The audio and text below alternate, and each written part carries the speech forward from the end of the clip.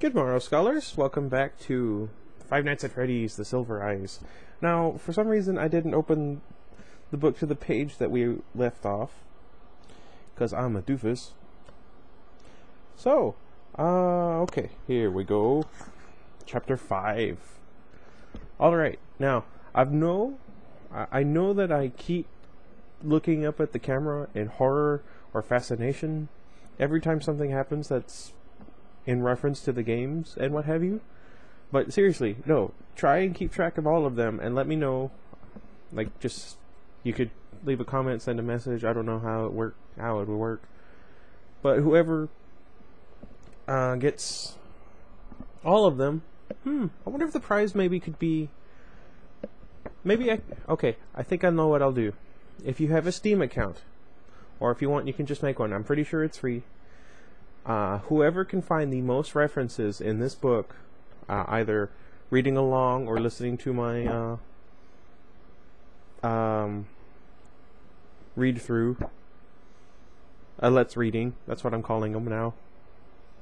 I will personally either buy them all 4 Five Nights at Freddy's games, preferably on sale, but you never know, or the Five Nights at Freddy's game of their choosing, so 1, 2, 3, or 4, and Five Nights at Freddy's World. And that will be your prize. So, without further ado, because it's almost been 2 minutes, Chapter 5. When they got to the motel, Jessica was already there, and so was John. He stood up when Charlie walked in. "I was worried about you. I thought maybe I could sleep on the floor." He waited nervously for her reaction, as though he had realized only upon seeing her that he might have overstepped her boundaries. I mean, he seems like a nice guy. I would trust him.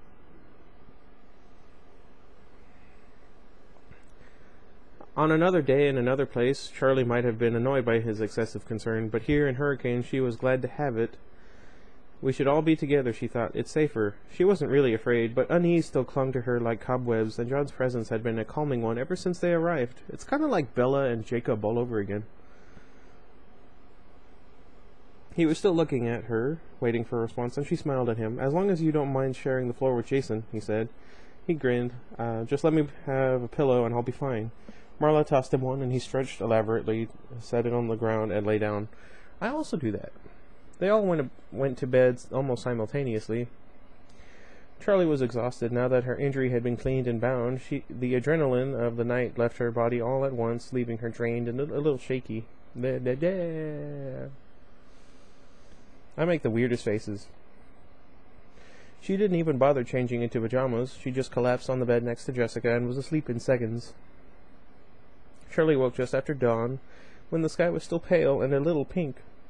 She looked around the room. The others wouldn't be up for hours, she suspected, but she was too alert to try and fade back into sleep. I have that problem too.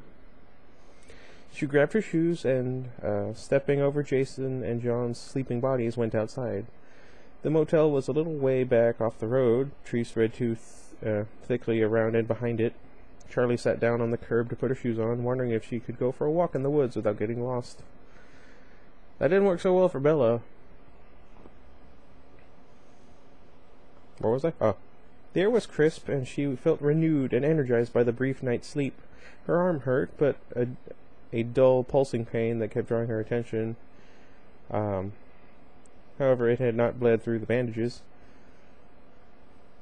Charlie usually found it easy to ignore pain when she knew she was not in danger from it. The woods were inviting, and she decided to risk getting lost.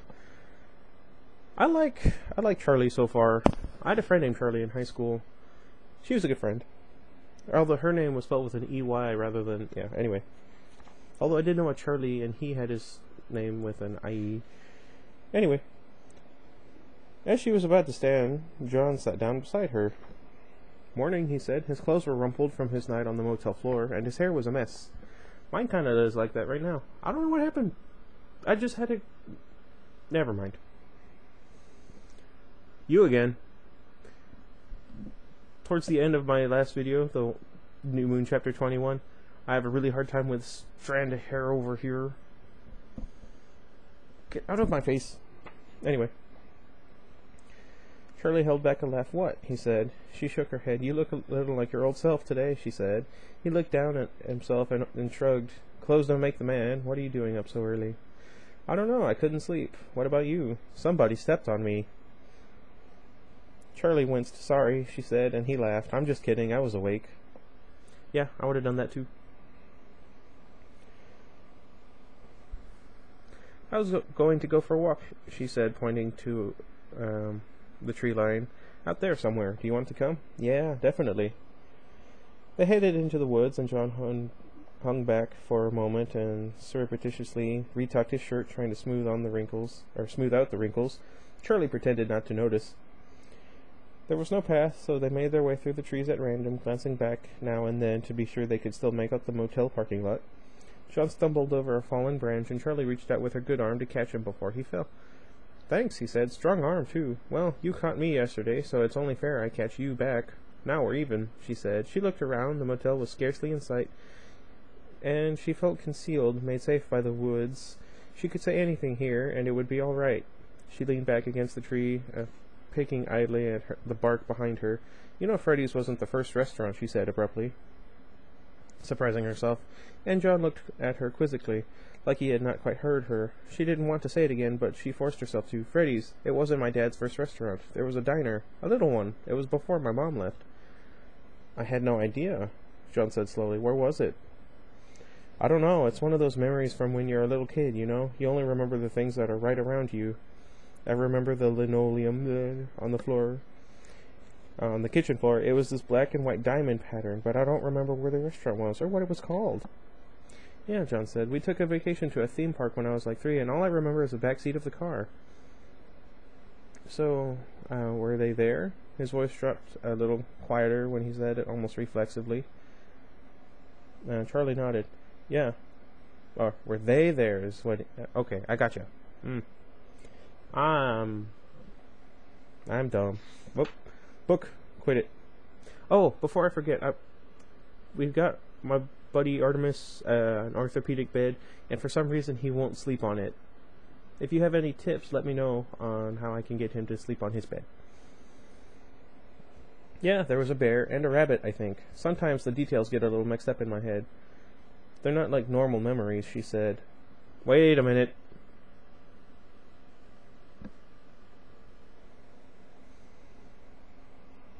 She said, needing him to understand that the story's defects before she told him the rest. It's like when you have a realistic dream, and in the morning you're not sure if it really happened or not. It's just impressions, little snatches of time. She trailed off. She wasn't explaining it right. She was choosing all the wrong words. She was reaching back too far in her memory to a time when she did not yet speak. It was a time when she did not have the words to name things she saw, and so now, when she tried to recall them, the words could never be right. That makes sense. I could see that. I also have this problem, but that's because I forget things really easily. I have my mother's memory, and her health problems, and her depression, and other mental disorders. I'm getting really depressing. I'm not depressed. I'm saying the words I'm saying are depressing. Anyway. She looked at John. He was watching her patiently, waiting for her to go on. See, that's what I like. I like John because, well, right here, he's waiting patiently. Like, even though she's not saying anything, he's not trying to fill the void, and he wants her to continue. That's a good thing. You know how I am with feminism and whatnot. I'm liking this book better than Twilight. A lot more. Where was I? She wanted to tell him the story from her life that she had never told. It was not even a story, not really, just something that nagged at the edge of her mind, something flashing by randomly in the corner of her eye. She was not entirely certain it was real, and so she told no one. She wanted to tell John because she wanted to speak it to another person, because he looked at her with trusting eyes, and she knew he would listen to and believe her, because he had cared for her a long time ago, because he had caught her when she fell, and he had come here to sleep and keep watch all night, and thought a pragmatic, slightly cruel part of her, because he was not a part of her real life. She could tell him this, tell him anything, and when she returned home, it could be as though it had never happened. She suddenly wanted to touch him, to have confirmation that he was really there, that this was not another dream. She reached out her hand to him, and surprised but glad, he took it. He stayed where he was, as if afraid that moving in closer would scare her. They stayed that way for a moment, and then she let go, and she told him the story the way she spoke it in her head, the memories of a small child mixing with the things she had come to understand as she grew older. There was another restaurant, rustic and small, with red checkered cloths on the table, and a kitchen you could see into from the dining area.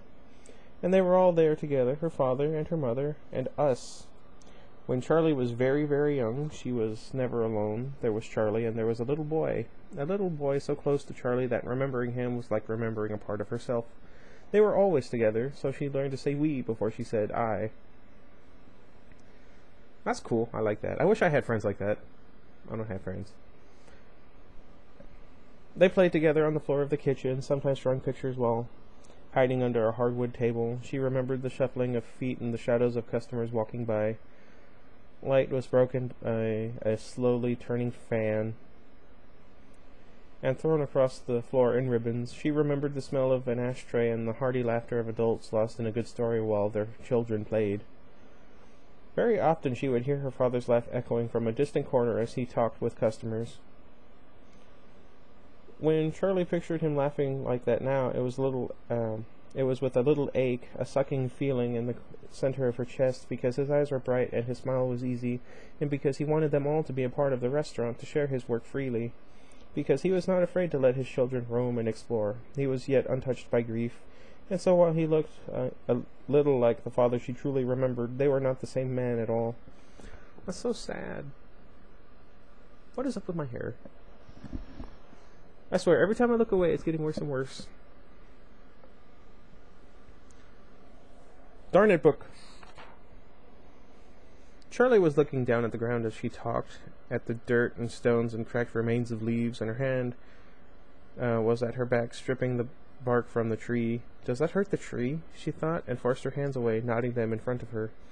The restaurant was open until late at night, and so when they began to falter, Charlie and the little boy would crawl into the pantry with blankets and soft toys to sleep until it was time to close. She remembered using stacks of flour as pillows, big bags almost as long as they were tall. That's cute. I want to open up a Five Nights at Freddy's themed restaurant. Where was it? They would snuggle down together and whisper words of nonsense that meant deep things only to the two of them. And Charlie would drift into sleep, half listening to the warm sounds of the restaurant, the clank of dishes, and the murmur of grown-up talk. No.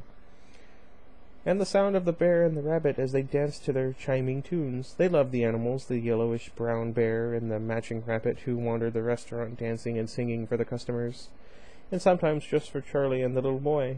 Sometimes they moved stiffly and mechanically, and sometimes with fluid human movements. And while the boy liked the animals best when they acted like people, Charlie liked them the other way. Their stilted movements, their lifeless eyes, and their occasional glitches fascinated her. They acted alive, but were not. The narrow yet bottomless chasm between those things, alive and not alive, enthralled her, and she would never have been able to explain why. I think they were costumes, Charlie said now, still looking down at the ground. The animals weren't always robots. The bear and the bunny were costumes, and sometimes people wore them, and sometimes my father put them onto one of his robots, and you could always tell which it was by the way they danced. Charlie stopped. There was more, but she could not bring herself to speak. There was something else that made her lock down her mind and force the memory away, that the part that made her unwilling to ask Aunt Jen for answers, because she was afraid of what those answers might be. Charlie had not dared look at John the whole time she was talking, staring only at the ground, at her hands, at her sneakers. Now she did look at him, and he was rapt, seeming almost to be holding his breath. He waited, not wanting to speak until he was sure that she was finished. That's all I remember, she said at last, even though it was a lie. Wait, who was the little boy? John said. Charlie shook her head, frustrated that he had not understood. He was mine, I said. He was my brother. We were the same. She was speaking childishly, as if the memory had taken hold of her, forcing her to regress. She cleared her throat. Sorry, she said, speaking more slowly, trying to choose her words with care. I think he was my twin brother. She saw John open his mouth, about to ask the question, what happened to him? But there must have been something in her face, something warning, because he held it back and said instead, Do you think that place was around here? I mean, I guess it could have been anywhere, another state even. I don't know, Charlie said slowly, looking over her shoulders, then up at the trees. This all feels the same. It feels like I could walk around any corner and it could be there. Her voice began to break. I want to find it, she added suddenly, and soon as she said it, it was what she wanted to do. Well, what do you remember about it? John said, enthusiastically, almost lunging forward like an eager dog on a lead. I'm liking John. He must have been dying to go looking from the moment she mentioned the place. Charlie smiled but shook her head. I don't really remember much, she said. I don't know how much I can help, how much help I can be, really. Like I said, the things I remember are just little scraps. They're not information. It's just like a picture book. She closed her eyes, trying to see the place in her mind's eye. The floor would shake. She lifted her head as the thought became clear. A train? She asked, as though John would know. I remember this thunderous sound every day. It was the biggest sound I'd ever heard. I don't mean loud. I mean you could feel it in your whole body, like it was a rumbling through your chest. It must have been close to some tracks then, right? John said. Yeah, Charlie said, with a spark of hope. There was a tree out in front, she went on. It looked like an old, angry monster, hunched forward and weazened, with two giant gnarled branches reaching out like arms. Whenever we left for the night, I hid my face in my father's shirt so I wouldn't have to see it as we walked by. What else? Were there other stores or other restaurants? No. I mean, I don't think so. I'm sorry, she scratched her head. It's gone. It's not enough, John said, a little frustrated. It could be anywhere. A train and a tree. There must be something else you can remember. Anything? No, Charlie said. The more she pushed herself to remember, the harder it got. She was grasping blindly, and it was like trying to get a hold of living creatures, as if the memories saw her coming and slipped away. Yeah, I have the problem. She tossed out fragments as she managed to catch them. The tablecloths, red and white checked, made of real cloth, not plastic. She remembered grabbing at one, unsteady on her feet, and the whole table setting falling down on top of her plates and glasses, shattering around her as she covered her head. Charlotte, are you okay? Her father's voice seemed clearer than ever. There was a squeaky floorboard in the corner of the diner that Charlie liked to push on, making it sing as if it made music. There was a picnic table out back where they used to sit in the sun, one leg of it sinking into the soft ground. There was the song her parents used to sing in the car whenever they came home from a trip. They would burst into it when they were a little away from home, and then they'd start laughing as if they had done something clever. It's nothing helpful, Charlie said, just kid stuff. She felt a little lightheaded. She had spent many years avoiding these memories. Her mind shied away as if from snakes. Having done it, she felt strange and a little guilty, like she had done something wrong. But she also felt something that might have been joy in the things she never allowed herself to think of. The memories of that time were unsafe. There were traps and snares wrought into their very substance, but there were precious things from among them. Sorry, she said, I can't remember more. No, that's really impressive. I can't believe you remember that far back at all, he said. I didn't mean to push you, he added a little sheepishly. Then he looked thoughtful. What was the song? I think it was the same one they danced to at Freddy's. No, the one your parents sang in the car. Oh, she said. I don't know if I remember it. It wasn't really a song, you know. It was just a little line. She closed her eyes, picturing the car, trying to envision the backs of her parents' heads as though she were still in the back seat. She waited, trusting her mind to give it up. After a moment she did. She hummed it, just 6 notes. I'm not going to bother singing, but let me know down in the comments if you would like to see me try sometime, and we'll come back. We're back in harmony, she sang, and they, harmonized, she added, embarrassed by her parents even now. That's nice. John's expression was blank for a moment as the words at first seemed meaningless. Then his eyes lit with promise. Charlie, there's a town north of here called New Harmony. Huh? Was all she said for a moment. She listened to the words in her head, wanting them to set off an inspiration, strip a memory, but they did not. I feel like that should ring a bell, but it doesn't, she said. Sorry, I mean, it doesn't sound wrong, but it doesn't sound right either. She was disappointed, but John still had that thoughtful look on his face. Come on, he said, extending his hand. Charlie wiped her cheek and took a shaky breath, then looked at him. She nodded with an exhausted smile and got to her feet. Should we wait for everyone to wake up? John said as they emerged into the parking lot after a brisk walk back. No, Charlie said with unexpected vehemence. I don't know. I don't want everyone there for this, she added in softer tones. Just the thought of the whole group going along made her anxious. It was too risky, too private. She had no idea what they might find or what it might do to her, and she couldn't abide the thought of making those discoveries with an audience. Okay, John said. Just us, then. Just us. Just Us League? How many pages are left, I wonder? Let's check. I imagine it's going to be another 20, because it usually is. Okay, 200 and... oh, man. It's been 20 minutes, and we're on page 176. Chapter 5 ends on page 200. We're going to be here a while. I'm glad I got an early start. Sorry, everybody. I don't know what happened. Let's see. So that's what, 24 pages? I should get some water. I wish this had a pause function. I hope Iggy's bath is still warm. It should be. I used warm water, there's more of it, and I have the curtain drawn and the door shut. That keeps the water warmer longer. Anyway, Charlie went inside and grabbed her car keys, moving slowly so as to not disturb the others. As she was heading back to the door, Jason stirred and opened his eyes, looking up at her like he wasn't quite sure who she was. She put a finger to her lips. He nodded sleepily and closed his eyes again, and she hurried out the door. She tossed the keys to John and got in on the passenger side. There's a map in here, she said, jostling open the glove box door. The map fell out amidst a pile of hand warmers and emergency food rations. Your aunt strikes again, John smiled. Charlie held the map just a few inches from her face. New Harmony was close, not even an hour away. Think you can navigate? He said. Aye, aye, Captain. And Charlie said, turn left out of the lot. Thanks, he said wryly. No, I feel like this would be me also. They drove back through the town and out the other side, the houses farther and farther between as they went. Each one stood solitary, connected only by sagging power lines.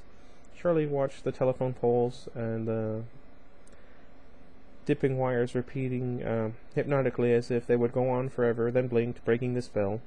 Ahead of them, the mountains rose up, ancient and dark against the clear blue sky. They looked more solid than anything else around them, more real, and maybe they were. They had been here watching, long before the houses, long before the roads, and they would be here long after they were all gone. That's kind of a comforting thought, I think. Maybe that's just me. Nice day, John said, and she looked at him, tearing her gaze from the view. Yeah, Charlie said, I kind of forgot how beautiful it is out here. Yeah, he said. He was quiet for a moment, then looked at her sideways, and Charlie couldn't tell if he was being shy or just keeping his eyes on the road. It's weird, he said at last. When I was a kid, the mountains kind of scared me, especially when we were driving in the dark, like they were some monstrous beast looming over us. He laughed a little, but Charlie did not. I know what you mean, she said. Then she grinned at him. I think they're pretty much just mountains, though. Hey, she said suddenly. You never told me what your story was about. My story? He flicked his eyes at her again, a little nervous. Yeah, you said you got a story published. What was it about? Oh yeah, I forgot. He didn't. Cool, we're gonna find out. I mean, it's just a little magazine. Just local, he said, still reluctant. Charlie waited, and finally he continued. It's called The Little Yellow House. It's about a boy, he said. He's 10 years old. His parents are fighting all the time, and he's afraid they're going to get divorced. It's really sad that nowadays kids know what divorce is. Oh, did I ever tell you guys that when my parents got divorced, I was about 8 years old, give or take. And my dad was gone. They had gotten the divorce, and my dad was gone for about 2 weeks before I found out why. Like, they just didn't tell me. Is that weird to you guys? Like, every day I'm waiting by the door or at the window to see my dad's. He had this. It wasn't really a Suburban. It's like. It wasn't a truck either. It's like a cross between a truck and a minivan. You know what I'm talking about? Those, yeah. It was one of those, and it was the beige one, and. Yeah, I just was waiting and waiting and waiting. And then one day, my mom's on the phone talking, I don't know who to, I still don't know. Wow, that's weird. And she says they got a divorce, and that's how I found out. I remember playing with my toys and then dropping them, and the mirror was right there, and I don't know. Wow. Sorry. Where was I? They fight, and he overhears them saying awful things to each other, and he hides in his room with the door shut, but he can still hear them. So he starts looking out the window at the house across the street. They sort of keep their curtains open just enough that he can glimpse inside. He watches them go in and out of the house, this family, and he starts making up stories about them, imagining who they are and what they do, and after a while they start feeling more real to him than his own family. I've been there. Why is it brighter today than it was the other day? He glanced at Charlie again as if trying to gauge her reaction, and Charlie smiled. He went on. So summer comes, and his family goes away for a week, and it's miserable, and when they get back, the family in the house across the street has moved away. There's nothing left, just a for sale sign hanging in front. That's depressing. Charlie nodded, waiting for him to continue, but he looked at her a little sheepishly. That's the end, he said. Oh, she said, that's really sad. He shrugged. I guess. I'm working on something happy now, though. What's that? He grinned at her. It's a secret. The secret? Charlie smiled back. I thought of the goldfish jingle. The snack that smiles back. Goldfish. Why did... Never mind. I am the oddest man I've ever met. Wait, that sounds like I talk to myself. Shut up.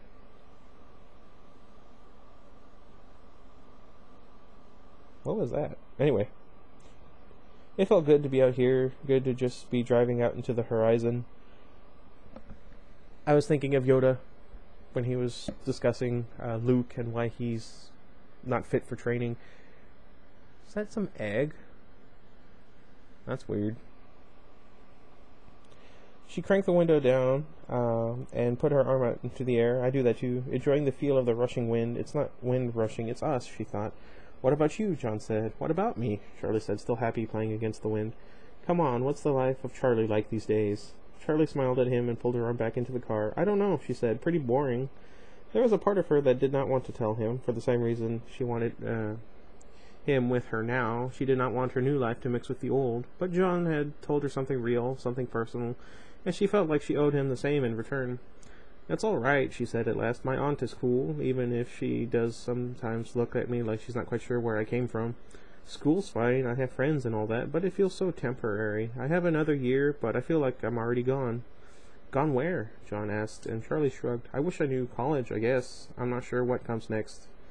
Nobody ever knows what comes next, I guess, he said. Do you? He stopped himself, but she prodded him. Do I what? She said teasingly. Do I ever think of you? He flushed, and she instantly regretted the words. I was going to say, do you ever see your mom? He said quietly. Oh, she said, no, I don't. It exhausted Charlie to think of her mother, and she thought her mother felt the same. Too much hung between them, not quite blame, because neither of them were to blame for what happened, but something close to it. Their pain, individual, radiated off of them, both like auras, pushing at each other like magnets with the poles reversed, forcing them apart. Charlie, Joan was saying her name, and she looked over at him. Sorry, she said, I drifted for a second. You got any music in this car, he asked, and she nodded eagerly, seizing on the diversion. She bent over, quit it book, picked up cassettes scattered on the floor. Oh, that takes me back. Getting a little pen, you have to work the little wheel to rewind it.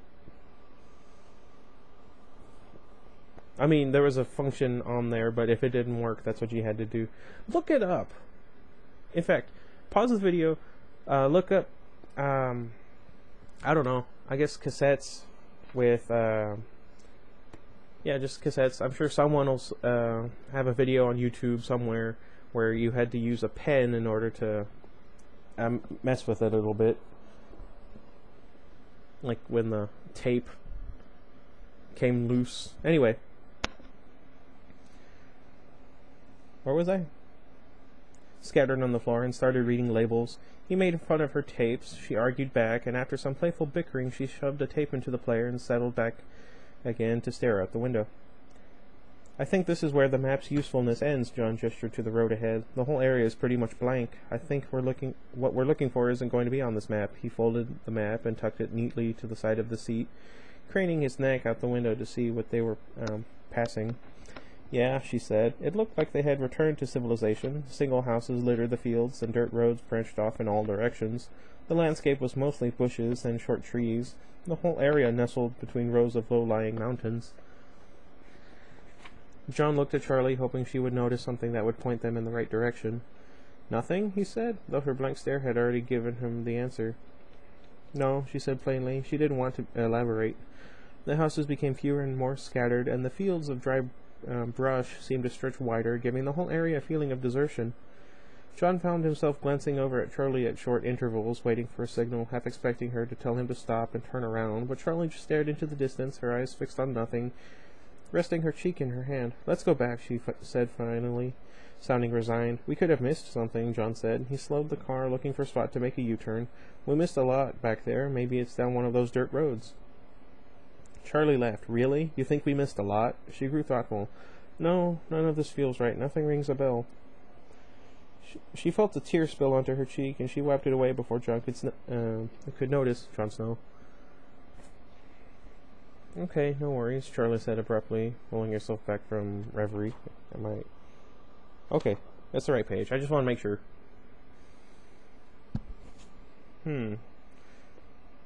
Let's grab a bite, just you and me, John smiled, still checking his mirrors for a place to turn. Charlie shivered, then something caught her eye. She almost jumped in her seat, sitting straight up. Stop! She shouted. John slammed on the brakes, and the car skidded, dust billowing up all around it. When they stopped, Charlie sat silently as John checked the rear view again, his heart racing. Are you okay? John said, but Charlie was already out of the car. Hey! He called after her, scrambling out of his seatbelt and rushing to lock the door. Car behind him. I'm stupid. Charlie was running back toward the town, but her eyes were on the field beside the road. She caught up quickly, trotting along beside her without asking questions. After a few minutes, Charlie slowed and began to shuffle her feet on the ground, peering down as though she had lost something small and valuable in the dirt. Charlie, John said. Until this moment he had not thought about what they were doing. It was an adventure, a chance to be alone with Charlie, to run off after a clue, but now she was starting to worry him. He brushed his hair back from his face, which is what I need to do. My hair is getting on my nerves. Not like that. Don't leave me.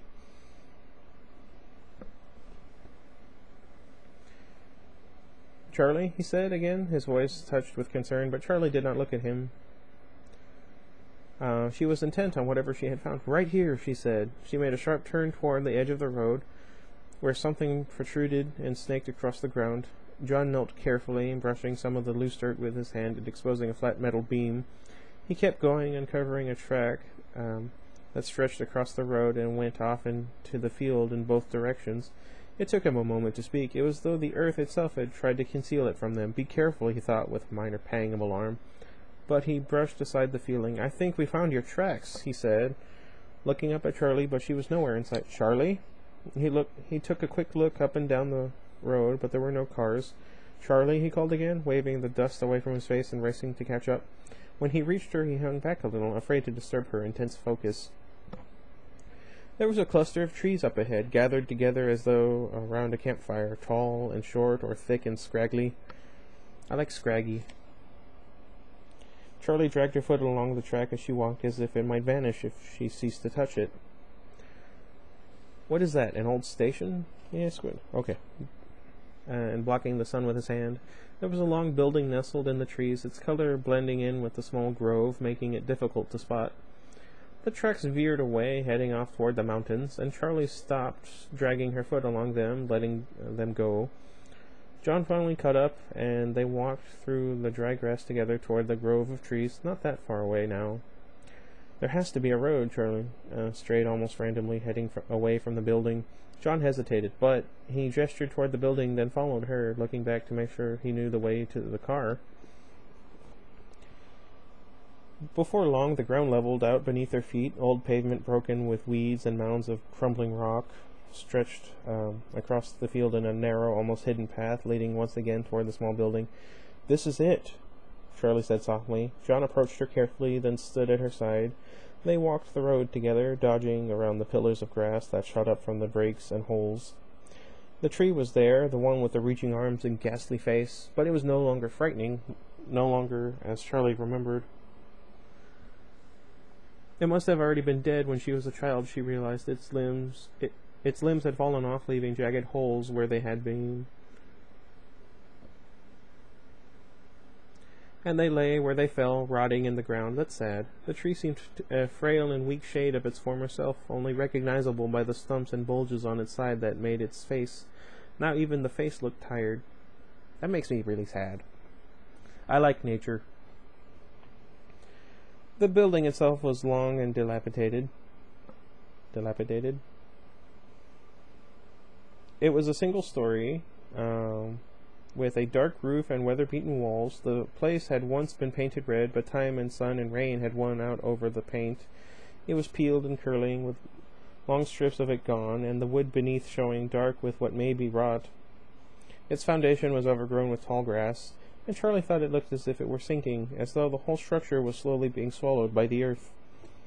Charlie grabbed John's arm as they neared it, and then let it go and straightened her back. She felt as though she was preparing for a fight, as if the building itself might attack if it sensed weakness. Charlie went up warily, up the few steps to the door, sticking to the edges and testing the wood before she let her full weight down. "Stop it, book." The stairs held, but there were soft, splintered patches in the middle. She didn't want to try. John didn't follow her right away, sidetracked by something nearly hidden in the grass. "Charlie," he held it up. A battered metal sign with the painted words, "Fredbear's Family Diner," in red script. Charlie gave a gentle smile. "Of course, this is it. I'm home." John came up the stairs behind her and set the sign down carefully by the door, and then went inside. The door swung open easily. Light streamed in through the windows on all sides, revealing emptiness and decay. Unlike Freddy's, this place had been cleaned out. The wooden floors seemed intact, but they were warped from weather. Sunlight was streaming in, unobstructed, and went where it wanted without furniture or people to block its path. Charlie looked up at the ceiling fan. It was still there, but one of its fans was missing. Or blades. What? There was a double door to their right with circular windows. Unlike the dining area, which was breached with sunlight and the sounds of the outside, the room behind the double doors was still pitch black. John was more interested in this than Charlie, and he carefully peered into one of the windows, obviously tempted to nudge it open and see what was inside. Charlie left him to his curiosity and walked further into the dining room, which he only knew was the dining room through memory. Now it was a vacant and lonely room, stretching long and narrow, and at least 50 feet, growing darker as it went. Wow, that's a pretty big room. Ow, my back. There was a slightly elevated stage at the end of the room, and Charlie realized as she looked around that the place had probably once been a dance hall, and the long desk by the entrance that her parents had used for a cash register had probably been a bar. She went over to it and saw that she was right. There were even grooves and scratches in the wood floor where bar stools had once dug their feet. She tried to picture it, and a dark bar with a contrary western band, or country, what? Contrary, playing on the stage, but she could not. When Charlie looked at the stage, she could still see two animatronic animals in shadow, moving in unnatural twists and turns. She could hear echoes of carnival music and distant laughter.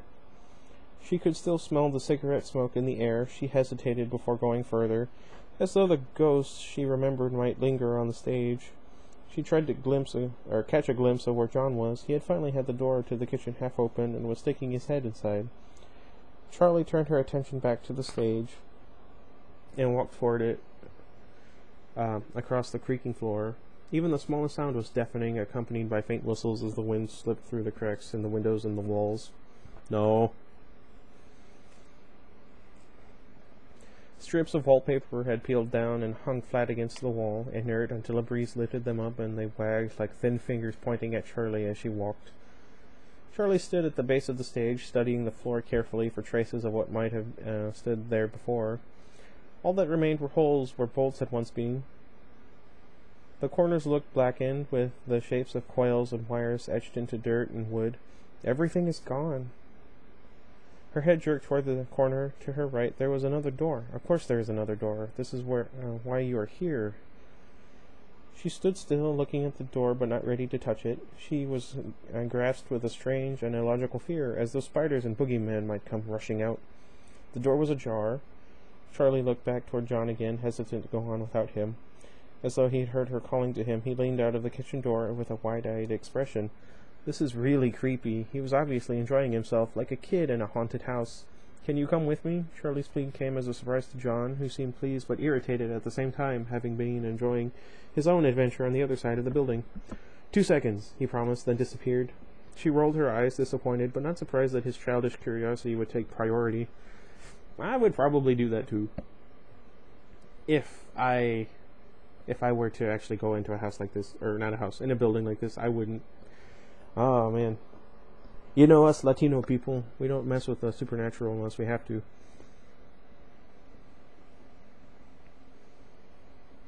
Oh, did I mention that my great aunts are witches?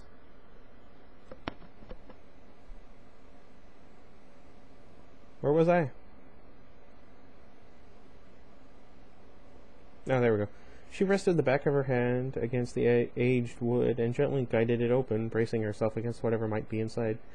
Whatever she had been expecting, this wasn't it. It was a closet, the inside extending off to her left about 8 or 9 feet into the darkness. There were horizontal poles mounted along the walls where hangers had once been. I keep switching between bin, bean, and ben. Square shapes imprinted in the dust filled her mind with images of boxes, maybe speakers. As she stepped inside, she pushed the door open all the way, trying to get in as much light as possible. As she walked further in, she let her hand drag along the wall. Although nothing was there, now she could feel heavy cloth coats and sweaters hanging. No, these were costumes. Costumes that hung here in the dark, hiding their colors but allowing themselves to be felt by every cheek and small hand that passed through. Oh. Rubber padded palms and fingers swayed this way and that. Reflections on false eyes passed overhead. Charlie reached the end and turned back to look. She crouched down, looking up at the empty space. It didn't feel empty. She could still feel the costumes. They were all hanging around her. There was someone else in the closet with her, kneeling down at her own height. It was her friend, the little boy. My little brother. They were both playing and hiding together as they always did. There we go. This time was different. The little boy looked up toward the door suddenly, as though he had been caught doing something they shouldn't have been doing. Charlie looked up as well. There was a figure in the door. It looked like one of the costumes was standing on its own, but it was motionless, so still that Charlie wasn't sure what she was seeing. It was the rabbit, the yellowish-brown rabbit they loved, but it did not sing or dance. It just stood there and stared at them, unblinking. They began to squirm under its gaze, and the little boy screwed up his face to wail. Charlie pinched his arm, seized with an instinctual sense that they must not cry. The rabbit looked back and forth from one to the other with those all-too-human eyes, ponderous as though weighing and measuring them in some way that Charlie could not understand. Like it was making a monumentous decision. Charlie could see its eyes, its human eyes, and she was cold with terror. She felt the fear in her brother as well, felt it echoing between them, reverberating and growing because it was shared. They could not move, they could not scream, and finally the creature inside that patchwork, ragged yellow rabbit suit reached forward to the boy. There was a moment, one single moment, when the children still clung together, gripping hands, but the rabbit snatched the boy to his breast, yanking them apart, and fled. From that moment the entire memory shattered with piercing and unrelenting screams, not her brother's, but her own. People rushed to help. Her father picked her up and held her, but nothing could console her. She screamed and screamed louder and louder. Charlie snapped back from her dream, the sound still high and painful in her ears. She crouched down in silence. John stood at the door, not daring to interrupt. She did not remember much of what happened next. Everything was dark. It was all a blur of images and facts she had pieced together later, things she might remember and others she might have imagined. She was never in the restaurant again. She knew her parents shuttered the doors immediately. Then they moved to the new house, and Charlie's mother left a little while after that. Charlie did not remember her saying goodbye, although she knew she must have.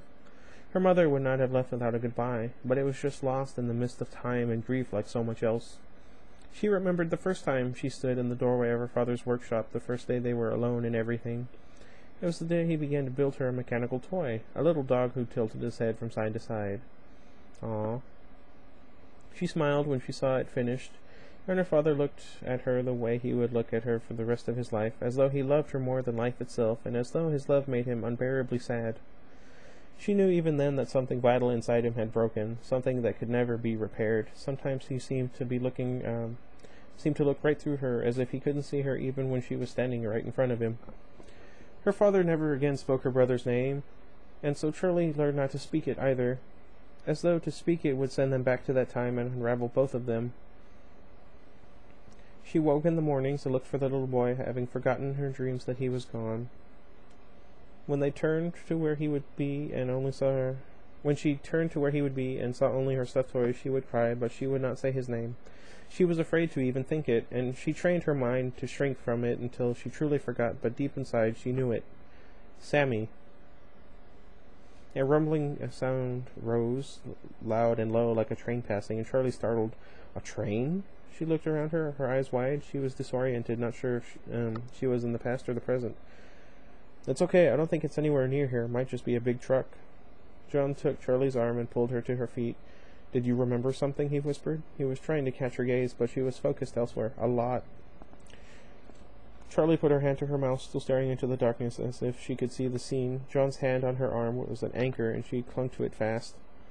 "This is real. This is now," she thought, and she turned to him, seized by fierce gratitude that he was there with her. She buried her face in his chest as if his body could shield her from what she had seen, and she let herself cry. You gotta admire a woman who's strong enough to be able to cry and not be worried. I cry all the time, but that's because I'm a big baby. John hugged her tight, one hand on her head, cautiously stroking her hair. They stayed that way for long moments, and at last she calmed, her breathing deep and even again. John loosened his grip on her, and as soon as she did, Charlie stepped back, suddenly aware of how close they had been. John's hands were still suspended in midair from where Charlie had been. After a moment of shock, he lowered one and used the other to scratch his head. "So," he hoped for an answer to fill the silence. "A rabbit," Charlie said calmly, looking toward the doorway. "A yellow rabbit." Her voice became graver as the image was still fresh in her mind. "Like Rabbit from Winnie the Pooh?" "The one I saw the night Michael disappeared. The bear. I'm pretty sure he was yellow too."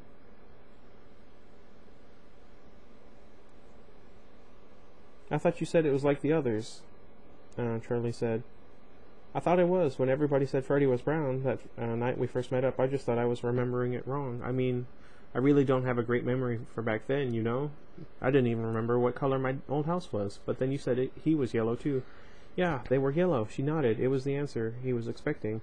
"I think it's connected. The animals from here, and the one I saw at Freddy's. And the one that took my brother," Charlie thought. She took a final look at the place. "Let's go back," she said. "I want to get out of here." "Okay," John said. As they headed to the door, a small object caught Charlie's eye, and she snatched it up. It was a twisted piece of metal, and as John watched close by, she stretched it out and let it snap back together with a loud snap, like a cracking whip. John jumped. "What was that?"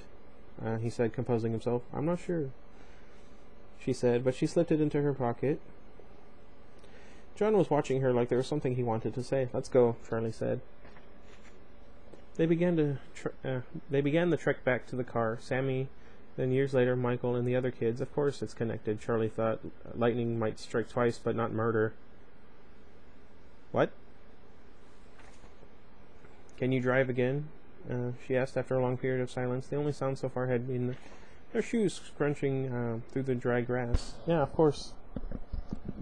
I really hope that I'm actually audible on this. Let me check again just to make sure. Okay, we're good. Woo. John managed to get the car around in the constricted space, and Charlie settled against the window, her eyes half closed already. She watched the trees fly by outside her window and felt herself beginning to doze. The metal object in her pocket was digging into her leg, keeping her awake, and she repositioned it, thinking dreamily of the first time she saw one of the things. She was sitting with Sammy in the restaurant before it opened for the day. They were under a window in a dusty beam of light, playing some invented game she could no longer remember, and their father came over, grinning. He had something to show them. He held up the piece of twisted metal and showed them how it opened, then let it snap back in his hand. They both cried out in surprise and started giggling and clapping their hands. Their father did it again. "It could snap off your nose," he said, and they again laughed, but quickly his face turned serious. "I mean it," he said. "This is a spring lock, and I want you to know how it works because it's very dangerous, and I don't ever want you touching these. This is why we never put our hands in the animal costume. It's very easy to trigger these if you don't know what you're doing, and you could get hurt.